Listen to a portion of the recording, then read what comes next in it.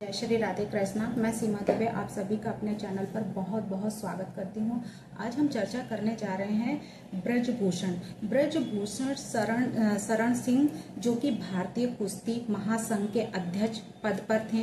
उन्हें हटाने की पूरी कोशिश की गई थी, सिर्फ इस वजह से कि एक नाबालिग लड़की जो 16 इयर्स की थी,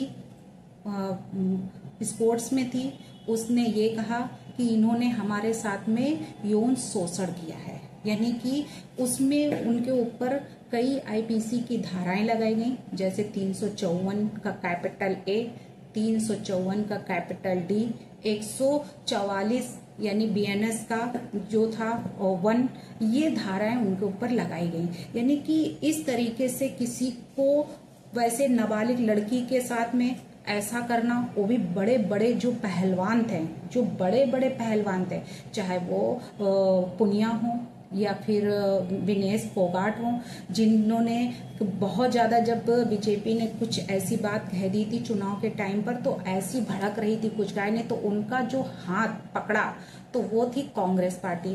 कांग्रेस पार्टी ने उनका पूरा साथ दिया, उनको टिकट दी। वहीं पर कई ऐसी बातें हुई, तो इन सब पहलवानों ने पहले से ही साजिश बना के रखी थी कि हम ऐसी फिजा बनाएंगे, ऐसा कुछ कॉन्स्पिरेसी रचेंगे, ऐसा कुछ करेंगे ताकि इनको हम मतलब ऐसा दिखाया जाएगा कि इनको टिकट ही ना मिलने पाए, इनको बाहर निकाल दिया जाए। तो 6 बार के सांसद, उसके बाद में 11वां जो बताया गया है कि इस तरीके से वो महासंघ के, जो कुश्ती महासंघ के अध्यक्ष भी रहे हैं। तो इन सब को लेकर जो बातें कही गई हैं, वहीं बीजेपी सांसद ब्रजभूषण शरण सिंह को इस्तीफा देने के लिए भी मजबूर किया जा रहा था। बार बार हर बात घुमाकर केवल एक जगह टिकती थी, और वो होता था कि आप इस्तीफा दीजिए। इस्तीफा देने के लिए उनको मजबूर किया गया। उसके बाद में ये हरियाणा से लेकर यूपी तक ऐसी जंग छिड़ी हुई थी, ऐसा वो हो रहा था कि बीजेपी के जो हैं सांसद, इनको किस तरीके से हम इनको बिल्कुल मिटा दें। तो इस सब को लेकर, लेकिन जो ब्रजभूषण थे उन्होंने कुछ किया ही नहीं था, तो वो अटल थे, वो मानने को तैयार नहीं, वो इस्तीफा देने को तैयार नहीं कि मैं क्यों दूं, जब हमने कोई गलती ही नहीं की है तो मैं क्यों स्वीकार करूं, मैं क्यों इस्तीफा दूं। तो उन्होंने यहाँ तक ये भी कहा कि अगर मैंने मुंह खोला, यानी मैं मुंह खोला, तो ये समझ लीजिए कि सुनामी आ जाएगी, यानी इस्तीफा हम नहीं देंगे। इस बात पर अड़े रहे थे ब्रजभूषण जी। और पहलवानों ने जो उनके साथ में किया, उनके ऊपर इल्जाम लगाया और उनको इस्तीफा देने के लिए मजबूर करते रहे। वहीं पे मोहम्मद जो साइद थे, उन्होंने भी कई बातें ऐसी कही, तब ब्रजभूषण ने उनको ऐसी फटकार लगाई, तब उनका मुंह बंद हुआ। यानी उन्होंने भी कई तरीके से उनको मजबूर किया, कई उल्टी सीधी उनको सुनाई और खरी खोटी सुनाई। वहीं जब सितंबर में इन लोगों ने जब धरना दिया, यानी कि जब उस समय पे लोकसभा चुनाव हुए 2024 में, उसकी जो ये लोग अपने माइंड में डिजाइन बना रहे थे, किस तरीके से हम ऐसा इल्जाम लगाएंगे, ऐसा इनको फंसाएंगे ताकि टिकट का रास्ता साफ हो जाए, ऐसी मन धड़ंग कहानियां इन लोगों ने 20 अप्रैल 2023 में ही रच ली थी। वही सितंबर 2024 में इनको उसका लाभ मिला, और लाभ क्या मिला कि इनको बजरंग पुनिया को टिकट और विनेश फोगाट को टिकट, यानी कि एक कुश्ती के अखाड़े से अलग हटकर राजनीति के अखाड़े में कूदना कहाँ की बात है। यानी कि कैसा ये था, इसका मतलब है कि इसमें पूरी तरीके से कॉन्स्पिरेसी रची जा चुकी थी, पूरी तरीके से जो सबने डिजाइन बना ली थी राजनीति में, हमें कैसे उतरना है और किस तरीके से इनको हटाना है। तो कैसी यहाँ पे मर्द धड़ंग कहानियां बनाई गई और पूरी प्री प्लानिंग के साथ बनाई गई। यानी कि कौन कौन से लोग इस कॉन्स्पिरेसी में, इस प्लानिंग में थे। जैसे कॉमन इंटेंशन यानी कि कैसा था इनका, बैड कॉमन इंटेंशन था। और कॉमन इंटेंशन किस तरीके से था कि एक ने नहीं बनाया था, उसमें कई लोग, यानी सेवरल पर्सन, जिसको कहते हैं ज्वाइंट लायबिलिटी, सेवरल पर्सन इसमें थे।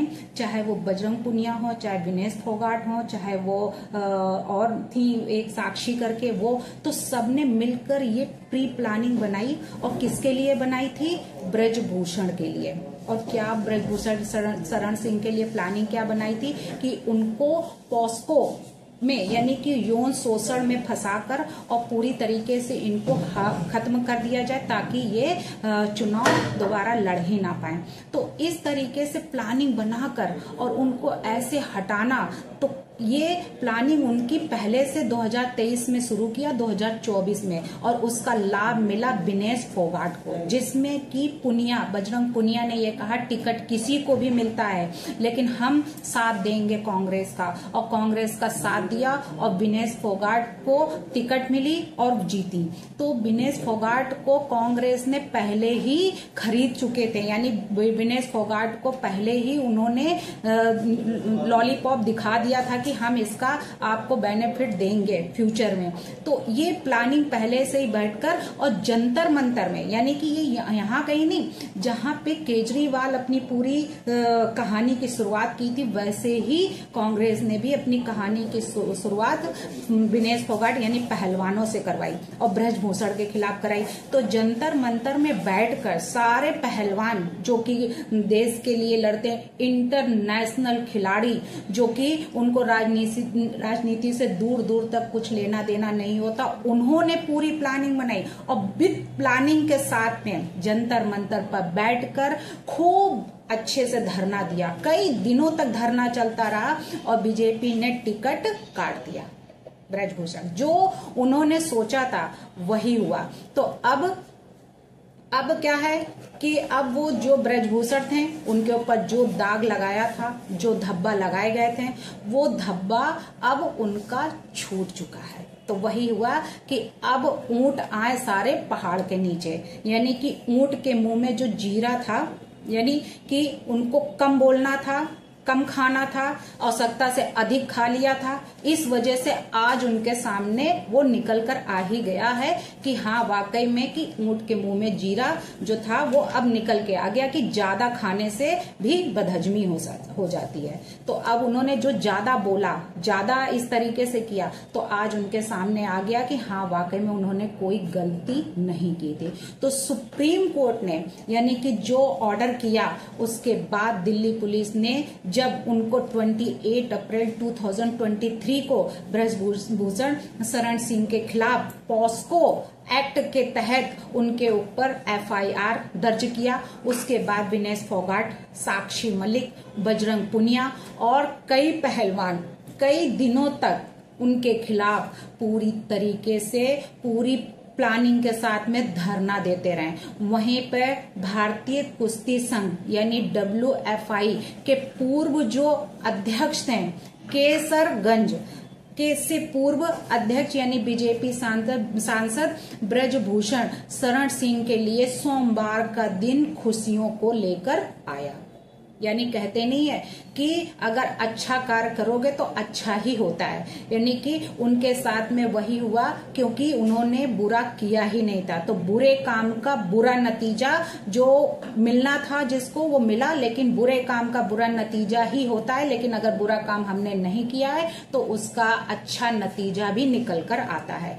तो नाबालिग जो महिला या लड़की कह लें, तो वो पहलवान जो थी उसने जो यौन शोषण मामले में दिल्ली की कोर्ट में जो पुलिस का ने FIR दर्ज की थी, उसकी क्लोजर रिपोर्ट जो स्वीकार कर लिया गया है, यानी उसने खुद बयां किया है। इस केस को उसने बंद करवाया कि हम राजनीति और भावात्मक रूप से हमें दबाव बनाया गया था, इसलिए हमने ऐसा कहा। तो उसने जब खुद ऐसा बयान दिया तो ब्रजभूषण सिंह पहले दिन से ही अपने ऊपर लगे सारे आरोपों को गलत बताते रहे शुरू से, इसीलिए वो इस्तीफा नहीं दे रहे थे। उन्होंने बार बार सबने बाउंड उनको किया कि आप इस्तीफा दे दीजिए, लेकिन वो इस्तीफा देने से इनकार करते रहे क्योंकि उनके अंदर चोर था ही नहीं, उन्होंने गलती की ही नहीं, तो कैसे स्वीकार कर लें।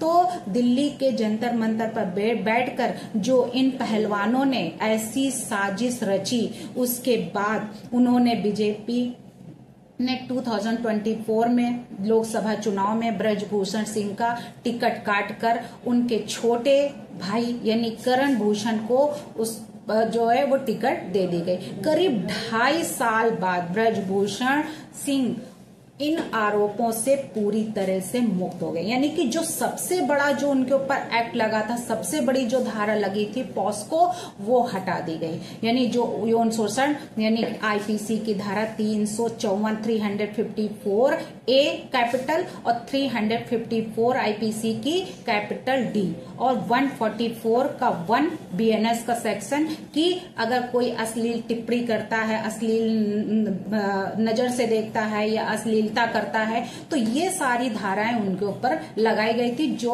आज हट गई। तो ब्रजभूषण के ऊपर जो पॉस्को एक्ट के तहत जो एफआईआर दर्ज की गई थी, जानकारियां जो उनको दी गई थी, उसके तहत जो उनको राजनीतिक और सामाजिक दृष्टिकोण से उनको ऐसी घिनौनी नजर से लोग ने देखा, ऐसी बातें कही, कई महीनों तक उनके विचारों को लोग कोसते रहे। उसी में आज पॉस्को एक्ट जैसे गंभीर आरोपों से वो मुक्त हो चुके हैं। सार्वजनिक जीवन और राजनीतिक भविष्य को लेकर एक बड़ा मोड़ साबित हो सकता है उनके लिए, यानी कि जिन्होंने जो षड्यंत्र रचा आज वो खुद रो रहे हैं। आज उनका खेल खत्म हो चुका है। आज उनके मुंह में काली पुत चुकी है कि जो जैसा कर्म किया आज उनके सामने वो फल निकल के आए। तो दिल्ली की पटियाला हाउस यानी कि कोर्ट में ब्रजभूषण शरण सिंह की को नाबालिग पहलवान ने जो यौन शोषण से अभी सालों भर पहले उनके ऊपर आरोप लगाया था, पॉस्को एक्ट उनके ऊपर लग चुका था, उस मामले से अब पूरी तरीके से वो आजाद हो चुके हैं। केस को क्लोज कर दिया गया है। पिछली सुनवाई में नाबालिग अपने बयान से पलट गई थी, जिसके बाद कोर्ट ने निर्णय लिया कि यौन शोषण यानी कि जो भी सेक्सुअल हैरेसमेंट का केस चल रहा था उसको क्लोज होने के बाद जो गोंडा में जश्न मनाया गया वो देखने लायक था कि वाकई में किसी निर्दोष को अगर कोई सजा अगर दे देता है तो उसमें कितना पछतावा होता है, और अगर वो साबित हो जाता है तो सोचिए उसके ऊपर कि बिना किसी कसूर के और जेल में बंद होना कितना दुखदायक है। कई केस ऐसे आए हैं कि एक निर्दोष अगर बंद हो जाता है तो कितना तकलीफ होती है। तो नाबालिग ने 1 अगस्त को जो बंद कमरे में जो सुनवाई हुई थी उसके दौरान जो उसने एक्सेप्ट किया कि उसने ऐसी बातें बताई हैं जो वाकई में शॉक करने वाली हैं, कि वाकई में लोगों को हैरान करने वाली हैं, कि राजनीति या भावात्मक दबाव में आकर उसने ऐसे आरोप लगाए थे, ऐसे चार्ज लगाए थे। ऐसी कोई घटना नहीं घटी थी जिसमें उन्होंने ये बताया कि खुद को उसने पीड़िता मानती है, और ये कहा कि उस बयान के बाद कोर्ट ने उसे गंभीर परिवर्तनीय साक्ष्य माना था। गंभीर परिवर्तनीय साक्ष्य का मतलब सीरियस वेरिएबल एविडेंस, यानी कि बहुत ही कि जो एविडेंस दिए गए थे वो एविडेंस बहुत ही सीरियस थे कि हाँ वाकई में राजनीतिक और भावात्मक रूप से इस तरीके से प्रेशर में आकर उसने ऐसे आरोप लगाए थे, और उसके आरोप की वजह से एक निर्दोष को इतने साल तक उसको सजा काटनी पड़ी, और उसकी जो फ्यूचर के लिए यानी कि जो टिकट थी वहां तक की टिकट भी उससे छीन गई। तो क्या अब ब्रजभूषण जी पूरी तरीके से आजाद हो चुके हैं? क्या वाकई में कोर्ट को और उन पुलिस वालों को जिसमें उनकी एफआईआर दर्ज की गई थी उनको भी पछतावा हो रहा होगा कि कैसे हमने किसी निर्दोष को इतने सालों तक जेल में रखा, उनके खिलाफ एफआईआर दर्ज की, उसके बाद में वो जेल में भी बंद रहे, कोर्ट में भी उनका केस चलता रहा। तो 6 बार के सांसद ऐसे बाहुबली जो लोगों ने खुद उनको पसंद करके उनको टिकट दिया, तो 11 साल से कुश्ती संघ पर वो काबिज रहे, उनके अध्यक्ष रहे।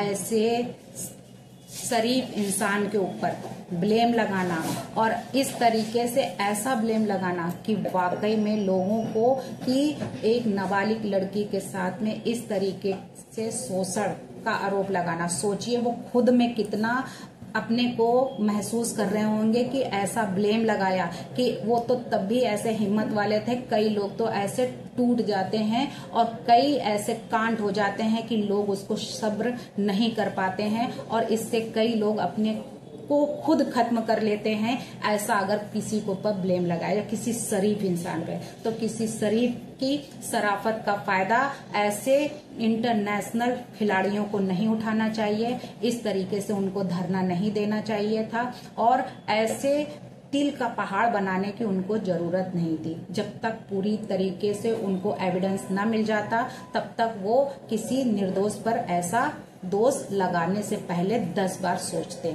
और 10 बार सोचते और फिर उसके खिलाफ एफआईआर कराते हैं। लेकिन एक निर्दोष के ऊपर एफआईआर कराने का आज उनके सामने सबूत सामने आ चुका है, एविडेंस सामने आ चुका है कि उन्होंने कुछ नहीं किया था। ब्रजभूषण जी जो कि एक अच्छे से सबको ट्रेनिंग देते थे, इतने सालों तक उन्होंने सेवा की, देश की, लोगों की, और वो इंसान के ऊपर ऐसा ब्लेम लगाना वाकई में ये कहीं का इंसाफ नहीं है। तो पहलवानों को सोचना चाहिए कि हमें कोई भी कदम उठाने से पहले यानी 10 बार वो सोचे।